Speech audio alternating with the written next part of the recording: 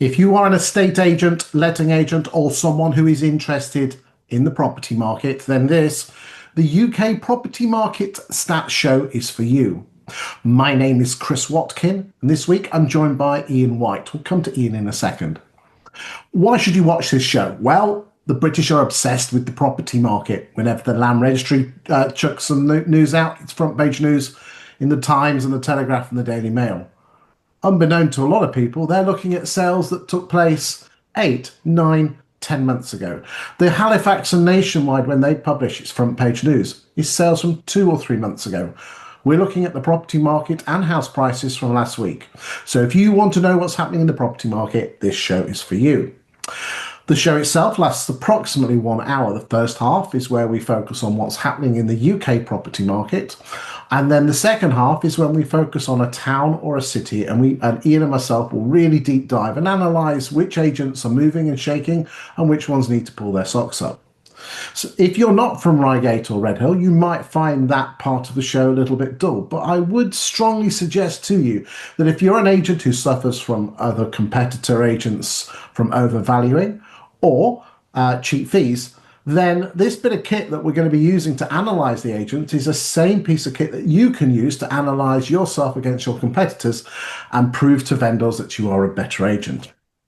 This week, as I said, I'm joined by Iain White. Iain White was a big in the game, a huge director at Romans when they were an absolute force to be reckoned with 10 years ago. Not to say that they're not a force now, but when you knew you were up against Romans, you quaked in your boots.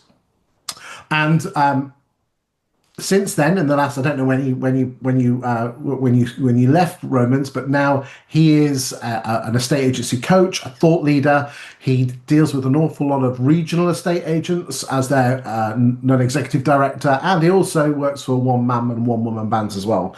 If what he doesn't know about estate agency is not worth knowing. So, without further ado, thanks for joining me today, Iain. Thank you. Thank you for having me, Chris. You only come on this show for that smoke up your backside, don't you? Probably, yes. Yes. But joking aside, ladies and gentlemen, Iain is a straight talking bloke. He calls a spade a shovel, and listen to what he has to say, because lots of people do. We're looking at week 40, ladies and gentlemen, which, just looking at my calendar, is Monday the 6th of October all the way through until Sunday the 12th of October. And without further ado, let's go and have a look at the stats. Here we go.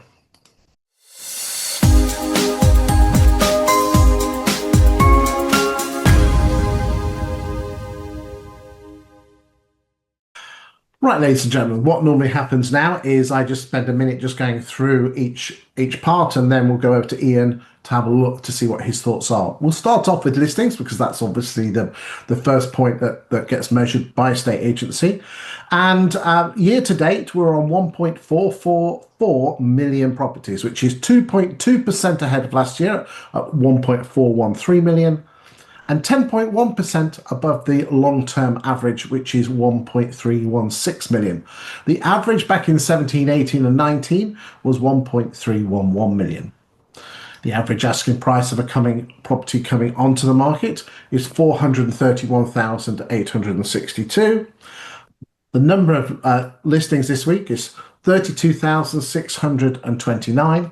And then if we apply that onto the graph, the white line is 25, the blue line is 24, and the yellow is 23, and then the years pre-COVID.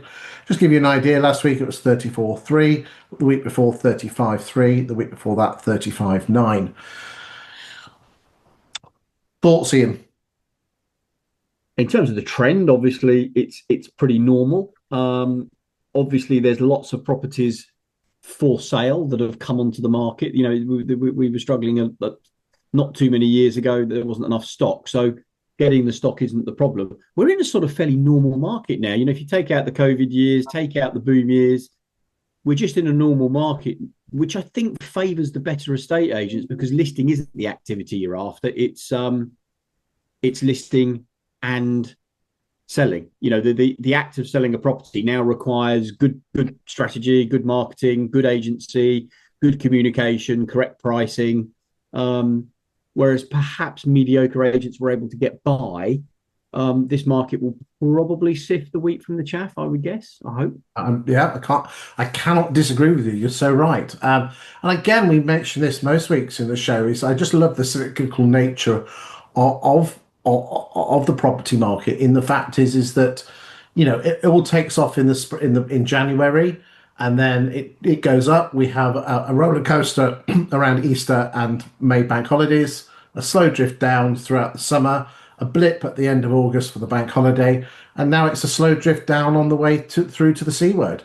And again, it's just, you could almost, with a very high level of accuracy, know what each week's listings will be. And I think it's important that you, as estate agency managers and estate agency operatives, you should know where your listings are.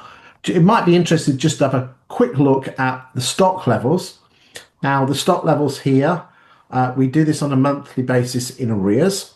And this is the number of properties that were on the market on the 30th of September going into the 1st of October. So the 751,800 nearest damn, and we've got all the other end of September's going into October's there. And again, you're so right, Ian. Look at what was happening in 21 when the stock was level. As long as you got the listing, you probably sold it, or as nearest damn it sold it. Now, stock levels are higher than they were pre-COVID levels. And again, just put that with a slight pinch of salt. That figure was 1.3, 1.4 million back in 2008. So if someone says there's too much stock, no, there's a Goldilocks amount of stock. Should we move on to price reductions? Yeah, other than the fact that you've got 750,000 commission opportunities sat in the for sale drawers, the ingredients for a very successful back end are there. Whether you've got the gumption to deliver the correct solution to the owner to get that 750,000 opportunities into commissions will probably depend on how good an agent you are in terms of the tough conversations you might have to have with your clients. But Sure. 750,000, what is the average fee in the UK, Chris, roughly? I mean, you're the stat man. 1 to 1.11. And the average price is 300. So the average fee is about 3.5K. Yeah. So there is 750 times 3,500. I ain't got a calculator, but there's an awful lot of money sat waiting to be taken by those that will have the tough conversations, by those that will do the right thing by the owners and let them know what they need to do, whether it be marketing or price, probably price. That's a lot of money. And interestingly, again, we'll just go ahead to this graph now, is that, last month, estate agents only sold 14.1% of the homes they had on their books. But what is the number of properties they had listed on the first of the month, only 14% were under offer by the end of the month. Is that what? Yes, correct. Yeah. Yeah. So we'll come back to that in a second. But again, just while we're just looking at that graph, is that we were only shifting, 33% of the stock that we had in the crazy years of 20 and 21. Most people's perception is it all went. It didn't all go. Quite the opposite. Right. Well, it might have gone in. Having said that, Chris, is it fair to say it might have gone in month 2 or month 3? Yes. Yeah. But again, because it's don't worry, no one watches the show, so is even here we go. Here is this. This is your chances of selling your house. So what we're measuring here is a property can only leave an estate agent's book if it exchanges or withdraws. So this is even back in August, September of 2021, 72.1% of the homes that left estate agents' books exchanged. So therefore, 27.9% of homes that left estate agents' books withdrew. Yeah, I mean, I think there is a massive. Does this include London? This includes London. London does slightly exaggerate these numbers because it's a slightly different market. But the fact of the matter is, the industry is not overly effective. If we said, look, guys, come with us, we've got a 1 in 2 chance that we'll achieve the thing that you're paying us to achieve. It's not exactly a, come and follow me shout from the rooftops, is it? But I think it's made up of the extremes. I don't think there are many agents actually performing at these levels. I think you've got some performing at 70, 80, and I think you've got many performing at 25, 30. It's almost like this is an average of. Yes, it is.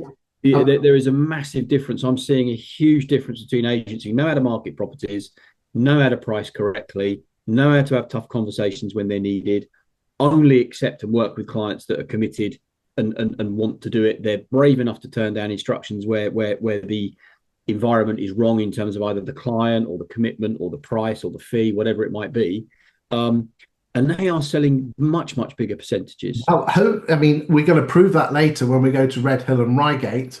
And again, just look, you mentioned London. What is particularly interesting, the five biggest estate agents, all of them household names, okay? One of them only exchanges contracts on 27% of the houses they list.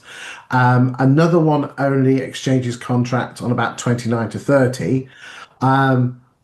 And the highest is 54%. And they're So all look, household names. yes, and they won't be advertising that statistic. So I think if you're a good quality agent who has got better statistics to weigh, look, London is a tougher market. It is different. It's tougher. Um, However, there will be London agents that are performing well. I was with one yesterday, Martin Gerrard. They significantly outperform those numbers. Um, if you can evidence it and you've got the stats to prove it up, that it's not just you giving it the gift of the gab or bullshitting for want of a word. If you can prove that you give the client a better chance of selling it, well, that's almost your sales pitch there and then, isn't it? It is. You And can, agents can prove it now. And I think the days of the bigger agents, either valuing incorrectly or overvaluing as a strategy, whichever you prefer to believe is their space, whether it's valuing incorrectly through inexperience or overvaluing deliberately as a strategy. In days gone by, the strategy worked because eventually the property's sold, but clients now will change. They won't. If they're only getting one in three turning into an invoice, that's both expensive, but it does mean there are rich pickings in the registers of your larger competitors. indeed. So you've got to be nurturing the other stock that either you lost or you didn't get in the first place with great touting. Right, let's move on. Price changes. Okay, so last month we were price changing 14% of the houses we had on our books. This week, the average price of a property being reduced was £396,200, and we reduced 24,580. So again, are we reducing enough? Stats would say no. I don't know whether we're reducing enough. Are we reducing them by enough? True. I mean, you've always said is that if the price reduction doesn't scare you, then it's not enough. And again, what we say it most weeks is the valuer doing this, not the negotiator. They trusted you to put the house on the market. And again, I keep saying it. What I loved about Romans in their day is that the valuer on take on had to book in a vendor face-to-face revisit 3 or 4 weeks after the listing. Tends to Yeah, pay. there are many agents that would still follow that process now, and that forces a very strong effort to sell it in the 4 weeks, and it forces the agent to face the music, and it creates a price discussion at least 4 weeks after the instruction. So, um, So simple, but yet so effective. yes, as long as it's ruthlessly and relentlessly followed, rather than sort of some people do it some of the time if you're not, when you're looking, but But that's where good management comes in. And again, you've said all the time is it starts and finishes with the boss. That if it's not coming from the top, it ain't going to happen. Let's move on to gross sales. And this week, gross sales 24,753 properties. The average price of a property selling is 363,806. That's the asking price when the property went sold subject to contract. We don't know what it sold for, but we do know from Hampton Stats that on average, in the last 25 years, excluding the 2 COVID years, that it's always between 1 and 2% below the average asking price or when it goes sale agreed. Great stat for you there, ladies and gentlemen, if you are trying to get a price reduction.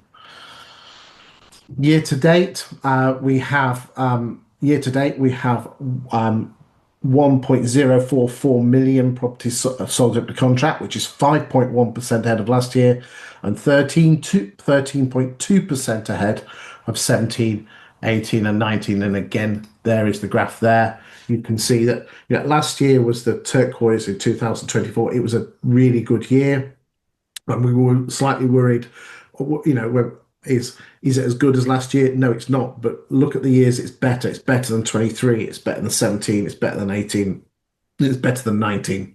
I think it's been a pretty solid year for transactional volumes. Hmm. I think That's most people, and most people are carrying quite a big pipeline. So if there is a strong exchange and completion set of data for the last quarter, we could end up with quite a large number of people moving compared to previous years, or certainly a very positive year. The issue is what will we go into next year with, both either for sale or in the pipeline.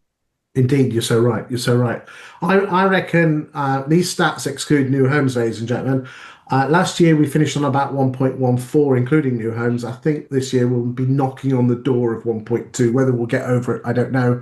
And again, these stats won't come out until late spring because of the delayed nature, but we'll see how we get on. But the white line for sales, again, it's really, really good. Let's move on. The red line shows us the average asking price of properties going on the market, and the turquoise line is the average asking price of properties sell agreed. We measure the difference. For those that are wondering what the yellow bits are, that happens in the first and second week of every September, and that is London. London dies in August in terms of the property market, and then everyone puts their £1 million terraced houses on the market, and it just screws up the average a treat. So, again, look at the cyclical nature of that market. It's like a metronome. You could draw that next year perfectly. And what will just happen if the market dips, everything will dip. If everything, it will just go up. It's kind of like it's like we know what the shape of the graph's going to be. It's just that it's going to be the tide that decides where it goes. That's just the same again, but in week 40 in isolation, and again the percentage difference 18.7. And just a little graph here. The blue lines show you the total listings, and the red line shows you sales as expressed as a percentage of listings. And again, just some people like to see that graph. We've already done the resi sell through rate. Should we go on to fall throughs? Yeah. So fall throughs this week 6,229, which is very similar to last week, which was, let me just pull that up, which was 6,193. So they're you can see on this graph here that they're hovering around that 6,000 mark. The trend line is upwards, but remember the number of sales in pipelines is upwards. So therefore, we'll come to it in a second. There's the percentage fall through rate. And the percentage fall through rate is what percentage. So you've got gross sales and you've got fall throughs. And so if you had 100 sales and 25 fall throughs that week, 25 expressed as a percentage of 100 is 25. That's where the 25 comes from. So again, people, nice and steady. Ignore the Christmas spikes. Still running at 1 in 4 though, isn't it? Which is steady as she goes. Despite there is a lot of reason to suggest that. I mean, I saw the headline. I haven't actually read the article yet. There was a headline about big spike in fall through rates. These figures don't support that. Isn't no. I don't know. I don't know whether that was lazy journalism or lazy journalism. Whether they've got different stats, but no, they're using the same stats. But again, it's taking 80,000 fall throughs, big number. It is a big number, but if you actually look, it's no bigger than it was the year before. Yeah, and it's no bigger percentage of what's in there in the first place, which is rather disappointing that a publication that supposedly is informing our industry is using that was a press release from who? A firm that does was it solicitors or something? I saw it come out yesterday. Whoever held and allowed the press release to go out without checking its validity is guilty as the writer. So the numbers are correct. It was written by a PR agency, and there was some clickbait in the title, because if you actually look at the press release in the second paragraph, it says the numbers are lower than last year. Yeah, okay. So I must admit I haven't read the article, but the headline, I don't know. I just don't. They just send panic through the agency world. What's the point? Who are they? And that just shows you the importance of shows like this, ladies and gentlemen, is that we're all very guilty of reading headlines, but not actually deep diving. And remember, you are property experts, so this is where this show can help. And even if you don't watch the show, you can read the numbers in pie every week. Let's move on to net sales, as this is gross sales less fall throughs. 18,491. Year to date, 795,000, which is 4.3% ahead of last year. That number, the difference between 24 and 25 is narrowing every week. So I suspect we'll end up about 2.5 to 3% higher than last year on net sales by the end of the year. But as a percentage of the total deals, it's going to be less. Have I read that right? Am I confusing myself? So this is net sales so far, but this is the stuff Oh, that, no, sorry, I got you. Yeah, okay. Ignore me. don't worry. Right, again, so again, net sales here, the white line is 2025, and again, you can see the nature. I mean, obviously the two outliers there, or the purple line, which is 2020, and the green line, which is the early part of 21 before it actually settled down. But everything else, again, if you're comparing net sales in 25, which is the white line, against the yellow line of 24, we've been generally ahead of last year, 2024, but 24's just going in past August bank holiday, which is this one here. It is slightly higher, but again, I think we said the last few weeks or so. Here we go. Let's just remind ourselves: gross sales were higher in last year in weeks 36, 37, 38, 40, 41. So we'll see. It was a good September and October last year. We often tend to forget about that, don't we? Right, let us get back. So there's the net sales, there's the year to date, and yep. Okay, so anything else on net sales, or should we carry on? No, I just think I can't stress strongly enough that there are so many opportunities to affect the pipeline that you go into next year with. Possibly you might get a few of them through this year already existing. You don't. The agents have got the ingredients to have a reasonably. They've just got to adapt the pricing strategy of the properties for those that want to sell to the market that we're in, rather than the market we were in, Yes. or the market that they made up on the sofa because they wanted the instruction. Yeah, there's so much opportunity out there, but if they leave it, they're just going to have a whole load of people that don't sell and have got a dish, yeah, a downer on both their brand and probably our industry as a whole. And it sort of frightens me that have we got the capability just to tell people what they've got to do? Yep. Come back to the graphs. Price changes as a percentage of listings and gross sales as a percentage of listings. What we've got here is the red line is the number of exchanges going back monthly, so to 2019, and the yellow line is the number of withdrawals. And as you can see, again, there's a cyclical nature of the number of withdrawals there. And again, we've already touched base on this. This is your chances of selling. Again, in a nutshell, ladies and gentlemen, we are shifting 1 in 2 houses. Now, again, if you watch the second part of the show, where we go to Reigate and Redhill, there'll be some agents that will be blowing their competitors out the water. And again, my advice is to those is use your data to your clients, Chris, in what you do for your day job. Are you able to provide them their chances of selling versus the other agents in their postcode? No, my data is talking about what's happening to house prices, rents, and yields. For them to publish this, they would need to buy a license from the firm to be able to publish it. The firm that created this data, Yes. or one of the others, right? Okay. Yes. Right. Okay. Surely they ought to be finding out who these companies are and looking to it, particularly if the story is good for them. Yes. Whilst I'm not paid by them, I'm a great friend of the firm, and it's a conversation that I've had only a few months ago. So you know what it's like with tech; it takes a while to get sorted out. Okay, so this is the number of properties that are in agents' pipelines. So again, a nice big fat pipeline at 510,000. So fingers crossed, you'll all be squeezing that out between now and Christmas. But again, there's the number of properties that, as I said, are for sale. Again, we're nearly finishing the first half. What we're looking at here is the yellow line is the pound per square foot at sale agreed. The purple line is pound per square foot at exchange, and the red line is pound per square foot at new listing. Why is this important, ladies and gentlemen?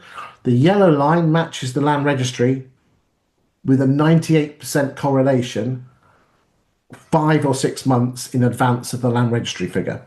So if you want to know what the land registry is going to say in 6 months' time, you follow that yellow line and it will tell you. But in reality, this is far more instant data. This is telling you that in real terms, this is real time. That properties are reducing in price. They are selling for less. That yellow line is real time land registry figure. Yeah. Okay, and you can see there that it just goes. It's hot since 22. In real terms, house price has been bubbling around probably 1 or 2%. They go up, they go down, they go up, they go down. And and again, just to show you the correlation, there they are matched, and you can see the red line is land registry, the blue line is the sold subject to contract pound per square foot. Moving on, UK rental index, and again the yellow line is the average rent and the blue line is the number of available rental properties. Again, all these graphs are available to download, ladies and gentlemen. If you go to YouTube, scroll all the way down to the bottom, you can download them. All I ask is that you do not publish them online on social media. And the reason being is my fee-paying agent clients pay me to write local property market content, and some of them use this as well. And it wouldn't be fair for them to be paying me for my content on their local market for you just to be publishing this for free. But I do allow you to take them out on valuations and use them internally. So that just shows us what the average rents are. Again, let's just have a look. This is what it is. And again, the dotted line is inflation. So would it not surprise you that actually rents in inner London and outer London have not, and the southeast, have not risen by inflation. They are below inflation. There we go. Rents in inner London are 13.1% cheaper in real terms compared to 2016. Doesn't feel that way. Them's is the stats. Because again, it depends if inflation wages have kept in. Wages have beaten inflation by 4 or 5%. So the real affordability of an inner London property is significantly more affordable today than it was in whatever year. Yeah. So if you wanted to know how affordable it was, the rents are 13.1% cheaper, and most people are on about, in real terms, after inflation, 4 or 5% more. Yeah. It doesn't feel that way, but that's it, because we're sentimental creatures. We don't, it shocks people, but these are the real stats. Well, it certainly shocked me. But also, I think there are other factors, like the pound in your pocket doesn't go as far as it did. But that's taken into account with inflation.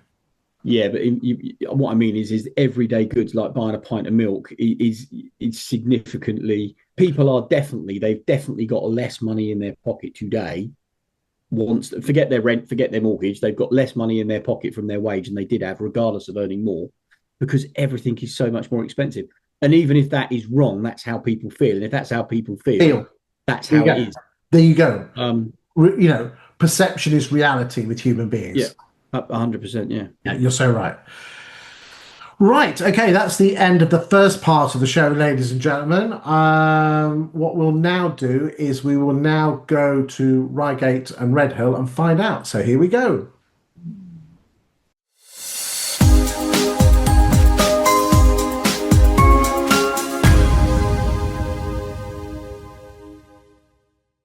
Right, ladies and gentlemen, we are using a piece of kit called Insight. Insight is a platform from 20EA. 20EA have a number of different platforms. Insight is one of them, and Insight is a bit like Rightmove Plus on steroids, okay? It not only does it look at a lot more data, it also goes back further, 5 years plus the year that we are in. For openness, 20EA supply this piece of kit to me free of charge. However, they do not pay me to promote it, even though I am their biggest fanboy. And this bit of kit, there is, just so you're aware, there is a free version where you can look back at the last 3 months. There is a town version, which for 10 postcode districts, is the cost of probably, for a meal of a night out at Prezzo for 4 people, probably what it costs. Again, I'm not mentioning figures, but again, I think it's just damn good value for money. It's not like portal prices. There's a regional one and a national one. As I said, don't mention my name. I don't get paid anything for it. I'm just a massive fan of it, because this can sort out the men from the boys, the ladies from the girls. It is absolutely fantastic. It proves that you are a much better estate agent. And when you're on the doorstep battling overvaluing and cheap fees and anything else, this proves it. So without further ado, Ian, shall we dive in and have a look at those Stadaroonies? Yes, we're looking specifically at Reigate and Redhill, which for the purposes of this is RH1 and RH2. I appreciate that some of the tentacles of those two towns nip into the little bit of crossover, but this is core Reigate and Redhill. The reason that we're having the two towns together, which is quite rare, is that they really are on both doorstep, and most of the estate agents do have an office in both town. So I thought it was only fair that we doubled up. Mainly the stats that we have are residential sales, but there are some lettings, and we'll look at in a minute.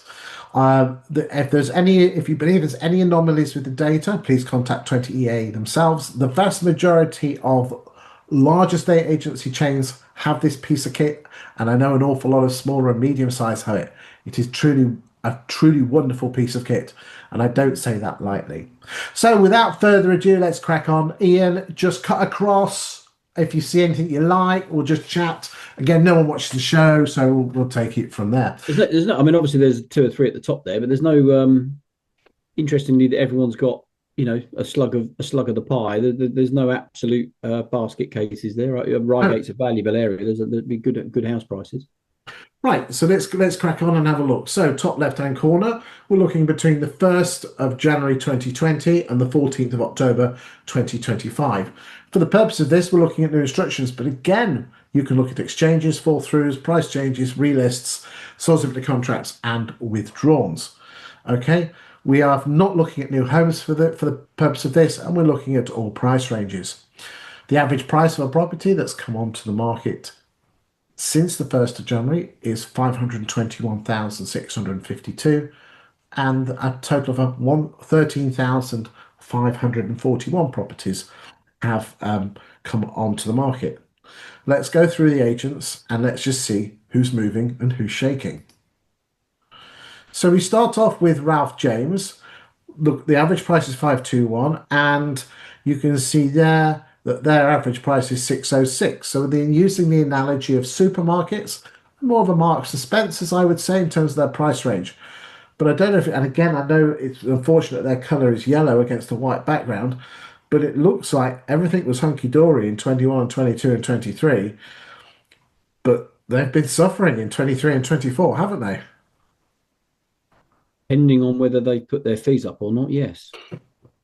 But being an agent in 12 or 13% to this month having a market share of 2.25, something is happening there. I don't know what is. It's not. Is that new listings or properties actually for sale? This is new listings. We will look at stock level properties for sale in a second. This is new listings. Yeah, I don't know whether. I mean, they might be clearing out their stock. They might be losing to a different competitor for whatever reason. They may have put their fee proposition up and are now adjusting. Who knows? I don't know them, so I can't. I don't know. Okay, right. Let's go. They've still got the overall lead in the market. But look, that is since 2020. If we went like this since January the 1st, let it come through, and now all of a sudden, where are they? They're number 3 at 7.8, but they are dropping. As I say, it all depends on what their fee proposition is. Having 7.8% at 2% will be more valuable than having 9% at 1%. So I don't know them. They might call into the show, Chris, and send you an email and let us know what their strategy has been. Could be they lost a good lister. Could be somebody's opened up in opposition to them. Who knows? But certainly it's a decline that they ought to be aware of. Right. Okay. So let's move on. Let's go and look at. Is it Cubit and West? That's how you pronounce it. Cubit and West, yeah. Right. So a nice steady between 5 and 10%, and then looks like we've had some growth in 2025, and their average price is 434. Those eagle-eyed people will notice there's no number 3 in here. I've removed HomeWise because one of the agents in this flicks it. Yeah, you double up the listing. So I've just taken that out because it just messes the figures. Yeah, it messes the stats up. Yeah. Let's go look at Connells. Again, you could tell that was a Connell sequence by looking at the spikes. All those spikes there are Boxing Day spikes. And again, it looks like the market share isn't showing sales numbers, is it? There's no sales no, numbers. We will be looking at the sales numbers in a second. We're just looking at the front end at the top of the funnel with listings. And it looks like Connells there are growing. It does look at their average price of 369. So again, more probably a lower to mid agent, probably more of a Tesco's or an Aldi agent. The volume, yeah. Okay. Woodlands. Nice and steady, a slight drift off in the last year or so, but again, average price of 394. Let's go look at White and Sons. Again, again, looks like you had a good 2020, but again, a slight drifting off there. Okay. Average price 607. We will look at the upper quartile in a second. Halliwell Marks, decent growth in 21, 22. Average price 641. So again, a middle to upper agent, but it looks like you've leveled off in 23 and 24. Andrews. Looks like nice steady growth there in 21 and 22 and 24. Slight easing off in 24. Looks like you're coming back in 25. So good luck for Andrews there. Jackson Stops at 1 million. Oh, let's just remind ourselves, Andrews price 386. So again, a lower to middle agent. Jackson Stops upper quartile. Yeah. Robert Leach. Mid. They're going to get a bit spikier now because the numbers are lower. We'll go down to number two. There we go. Purple Bricks. Slow decline there.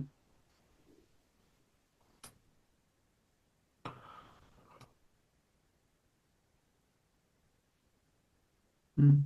Okay, nothing really. Right, let's look at the upper quartile.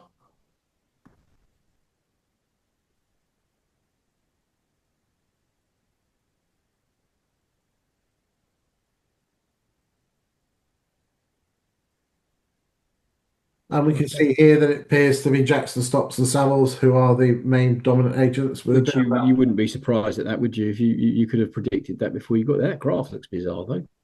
No, because I'm just looking at one agent. Let me just switch. There we go. That's better. I'll switch it back. Hold on. There we go. So it doesn't look like there's a dominant agent in the £1 million plus region. Let's just have a look at the 750 to a million. Let's just see if there's someone in where, just see if we'll just have a quick look at that. Okay, and 1 million. Wait for that to come through. And there we go. But again, yeah, so Ralph James, but again, is some of that on past glories? Yeah, it looks like Ralph James has lost their mark in that Someone has either something's happened to them or someone's come and taken a little bit off them. But as I say, they may. I'm seeing a lot of agents now. If you looked over that 5-year trend, their market share might be dropping, but their fee revenue is increasing. Yes, and they're spending more on marketing, they're charging more, they're deliberately taking on less, they're deflecting the bad instructions. So the strategy is to deal with less people but sell more of it for a better fee. And ultimately that means that pounds they're taking out the market probably has gone up. well, we're going to look at that later because we can see what we've got the exchange numbers and we've got the sales numbers as well. So again, we can see if that is actually taking place. What we got here is this is since Jan the 1st, and it appears, let's just look at Cubitt and West. So Cubitt and West seem to be growing their market share. Would be interested to see whether they can actually get the stuff through to sailing. I'm going to take a bet with you. Well, I guarantee your stats are going to prove that they overvalue. ballsy to say, mate. Let's find out. Okay.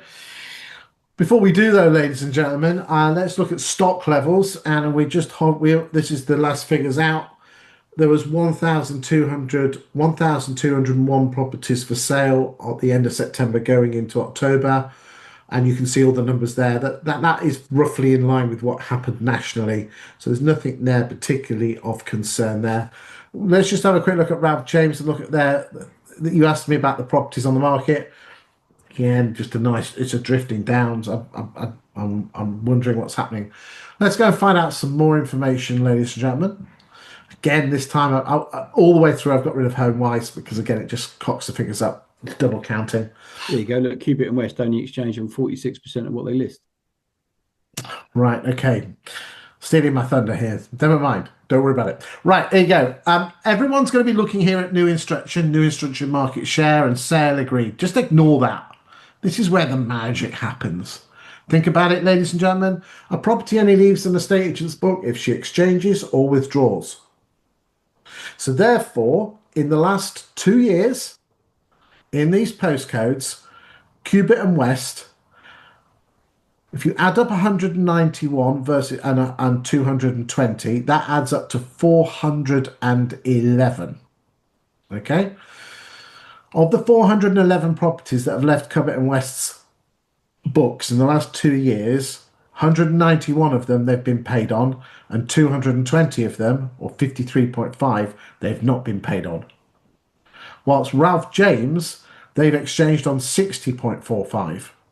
And if we go down, Connell's at 55, Woodlands at 66, Stone Estates at 68. Look at that, 68%. So if Stones, let's just do this now, just as an example, you can see how powerful this information is. 68 point, hold on, here we go. Okay. 68.22 divided by 46.47. If Stone Estate Agents was up against Covet and West, they could say, Mrs. Miggins, you have a 46.8% chance, a near 50% more greater chance of actually getting your house sold than Covet and West. That is very powerful, isn't it? Yeah, of course it is. I mean, but whether agents use it, but it shows you the folly of overvaluing. It also shows the folly of having FOMO about missing out on instruction, because if you'd have gone to try and get, which it would appear Cubic West do, which is they list quite well, but they sell tragically poorly. If you've got any stats on how many they go through to reduce as well, and their fall through rate's quite high as well. So they are, Yeah, listing doesn't pay any bills. In they're, fact, it creates bills. they are reducing nearly 6 out of 10 houses that they list. Yeah, so they have a strategy, or for whatever reason have fallen into a pattern. There's one down there at 67%, but with much fewer numbers. But That's Andrews. the, So the again, folly of I need to be the market leader by listing. You've got to look at the fee, and I know you can't get the fee presentation, but I am now seeing agents waking up to this. I don't need the ego of being the number one lister. I need to be taking enough profit out of my marketplace to pay my staff and for me to reward the dividend I want. So that isn't best served by listing every property at any price at any fee. That's best served by finding out who your perfect client is, making sure you penetrate deep into that type of market, and that you charge appropriately for your expertise, and that you perform for these people. You deliver the result they wanted, which is a move at a decent price, but a decent achievable price, not a decent impossible price, because it's by definition impossible. But there is a quintessential example that overvaluing does not work. well, we don't we are going to look at the overvaluing stats in a second. We're assuming they're overvaluing because of their price change. But I mean, what here's interesting. Look, Andrews, they're knocking 67% of the properties they list, but their exchange ratio is 57. So what that's telling me is this. Probably Andrews are slightly overvaluing, but they're getting their price down quick to get them sort away. Yeah, they may have a more honest way of dealing with it. They may be saying to the client, look, we can try here, but if it doesn't work, you've got to go here, rather than I can get you this, give me the instruction because I can get you a better price than everyone else, knowing damn well you can't. Now, I don't know whether that's anybody else's strategy, but those stats, I want you to get to the bit that finally puts the nail in the coffin of either my argument or the truth, which is it appears evident to me in that marketplace. I would love to come up against Cupid West armed with the correct information, because I believe that I'd be able to show the client that it would be a false. Right, well, we'll get to that in a second. So the average in Reigate is 53, Redhill is 53. I think those are your exchanges. I've got scrolled down, and you've all seen your numbers there, and you've seen your withdrawal rate, because again, if you add the two together, they add up to 100. The fall through rate, 24.28, is bang on the national average. And again, Cubitt and West have got a slightly higher fall through rate. Woodlands low at 17. That's nice to see. And again, Robert Leach at 18s as well. We've done the price changes. We'll come to the new instruction versus exchange. Is very similar to this stat, but this is a better stat because this is actually looking at you comparing against what's leaving, not what's coming in. So that is a great stat to look at. Let's move on and let's just see if Ian's right. Here we go. Well, mate, there you go. This is the overvaluing stat. Okay. Yeah. Okay, ladies and gentlemen, a lot of stuff happening here. So here we go. Okay. So what the orange is showing is um, when a property comes onto the market, when a property comes onto the market, the 20EA will have their own automated valuation figure, like a Valpal figure for that house, and they will compare it against what you put it on the market for. So, out of the 462 properties that you've put onto the market in the last couple of years, on average, Covet and West have overvalued by 3.78%, whilst Ralph James 1.2, and you can see all the stats as you go down there. So that's the overvaluing stat. Next, the price achieved. What price did you achieve for your house? And on average, Covet and West, on the houses that they sold, they got 4.85% below the original asking price. Which is one of the highest, second highest, third highest number up there, particularly for the volume guys. I don't. Yeah, I mean, look, I mean, obviously they need some. They need. Well, some... just again, let's throw them an olive branch here, right? Now, the problem with percentages is that a lot of people don't get them. So therefore, we move on to this graph, this chart here. If everyone put on a 550,000 pound property in Reigate and Redhill, what would each agent get? And Covet and West would get 543, which is actually £8,922 more than the average Reigate agent. So whilst their sale, so they only sell 46% of the houses they sell, yet when they do sell them, they get an average of £8,900 more. More than the automatic valuation tool, the Yes. Now again, is the automate? No, yeah, more. Sorry, £9,000 more if everyone was selling the same house. if you go back to the I mean, look, the fact of the matter, our industry isn't particularly great in the percentage ratios. I don't think we've got anything Well, I to mean, be again, about. this is what it comes down to, Ian, is this. Covet and West are not very good at getting a house sold, but when they do sell it, they get a bit more money for it A bit more money than what, though? than the average Reigate agent. That's what that's saying, is that this is, they're not, again, they only exchange contracts on 46% of the houses they list, but on the ones that they do exchange contracts on, they do get a bit more than the average Reigate agent. And this is where it comes to balance. Yeah, I need to compute that in my head and work out what it is. All I know is that we're What's more um, important?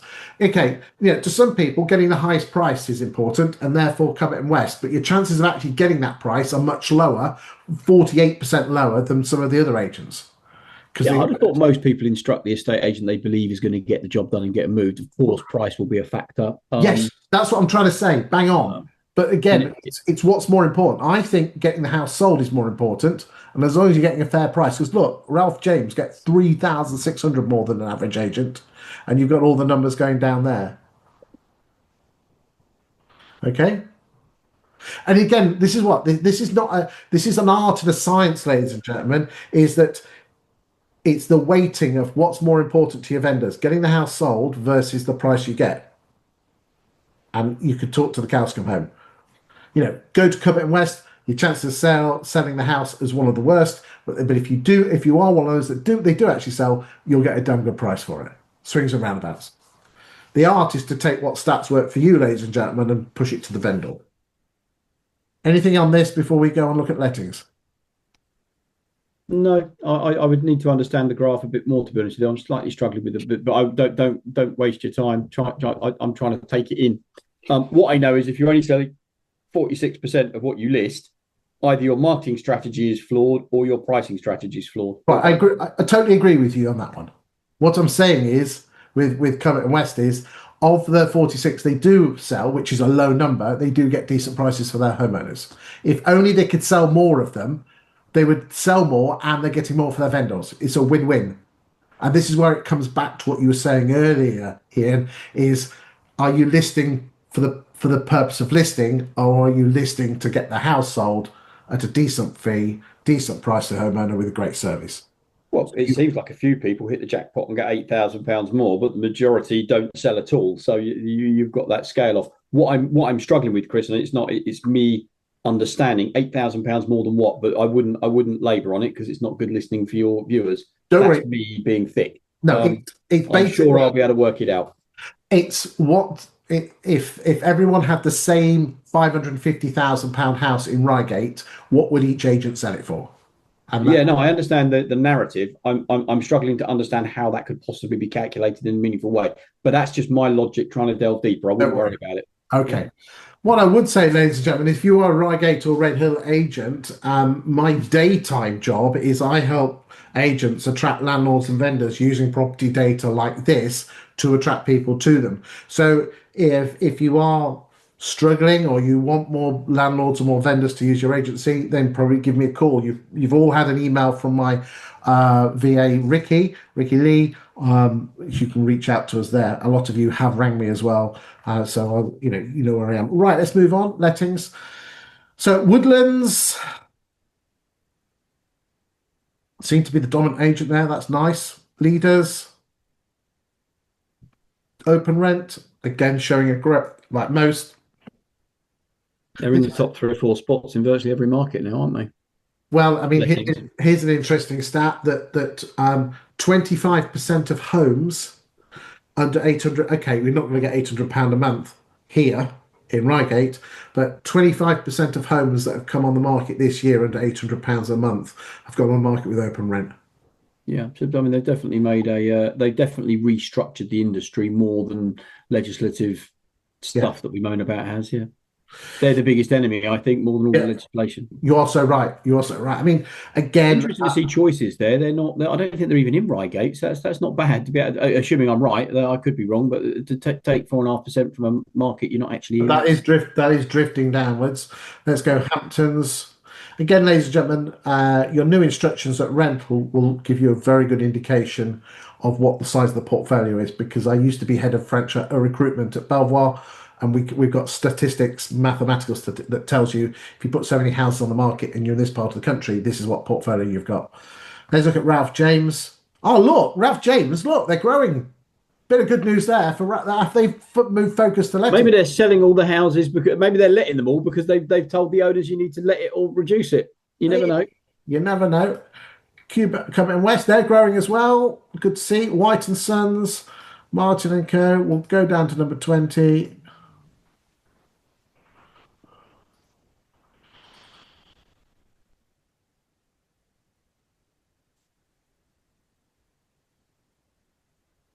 There you go. Good stuff. Right. Okay. Final thoughts, Ian. Look, I mean, I think I've got 2 thoughts, which is one, stats should enable you to present and combat certain things that we all know go on in the market, i.e., low fees and overvaluing. I mean, I think using stats, I'm sort of very much into the evidence-based valuing. So when you're talking to a client, don't just tell them what you know, show them the facts, the hard backed up statistics, or if you tell them you've got lots of buyers, show them a list of your buyers. I know you can't leave it for GDPR, but I think these types of stats, and the various different opportunities to be able to show evidence and things is very powerful.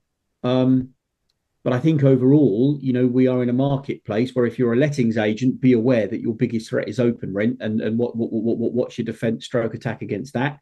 I actually think renters' rights might actually make it harder for open rent to be as competitive or as growing as fast as they are now, and that might create a hole for agents to go running back into, grab some market share back out. Open rent is undoubtedly the place where the tenants you reject hang out. So, make sure that your landlords know that it is easier to rent a property through them. Do you want the first tenant or the best tenant? Blah, blah, blah.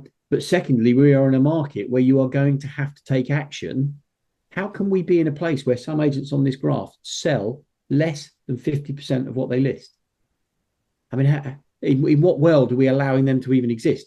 They're allowed to exist because nobody is punishing them for that. Either because the gap between them and the best is too low anyway, or we're not highlighting it through expertise, data, and third party. If you just tell somebody, you do know they don't sell very much of what they list, that's just an estate agent bullshitting against another estate agent. If you evidence it with facts and case studies and proper storyboards, agents, owners, and landlords will start to understand the risks, and then they can make a better decision. They may still make the decision to go with the other agent, but at least they're making it on an informed basis. But I believe a lot of landlords and sellers make the decision to list, and nobody's really pointed out with evidence. The agents that use evidence-based selling and have got great listers, they will still be able to list the majority of what they go to at the fee that they wanted, at the price that they went for, or at least within touching distance and a few adjustments, sort it out.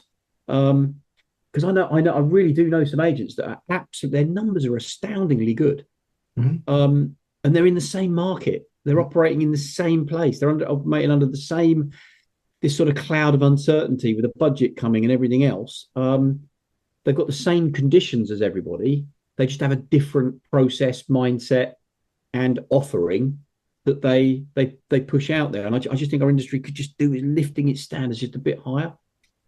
So right. Iain, thank you for your time today, and thank you for watching the show. And we'll see you soon in the next UK Property Market Stats Show. Thank you.